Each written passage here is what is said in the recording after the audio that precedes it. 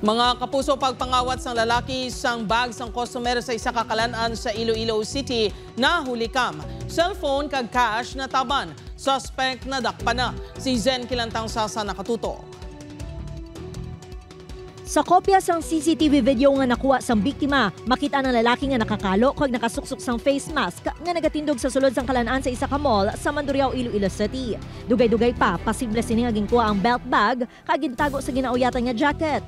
Naglakat ang lalaki kag nagkadto sa lamesa sang duha ka lalaki kag babayi. Sunod sa tag-iya sang bag nga si Angel, nagakaon sila sang iya pamilya sa lugar kagabi kag wala matalupangdan nga ginkawat ng iya bag. Timingan, ginagawa lang kami nanay kag may ginatipan kami nga bata. Di wala na natalupamot sa akon nga ang bag ko galihara na kasabit na bala ma'am.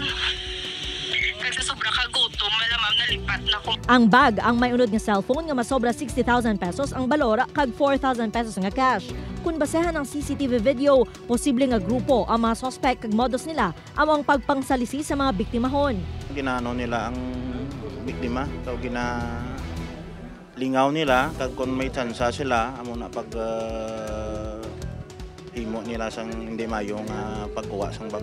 Sa follow-up operations, naarasto ang suspect nga ginkilala kay Donnie Machado, 50 anyos sang barangay Sook, Arevalo, nga nag-ako nga nahimo ang pagpangawat. Ginbalik sini ang bag kag mga unod sini apang wala na ang cash. Hindi ko gusto sir, way ko mag-uwan lang ko sir, way ko lugay, ang luya, sir kilala lang ko nila niya.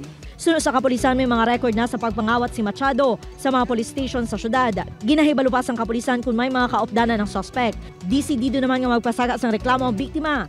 Ginahulat pa sa news team ang ipagwa nga statement sa management sang kalan-ana na tuhoy sa natabo. Upod kay Cirilo Renduque, Zen Kilantang Sasa, One Western Visayas.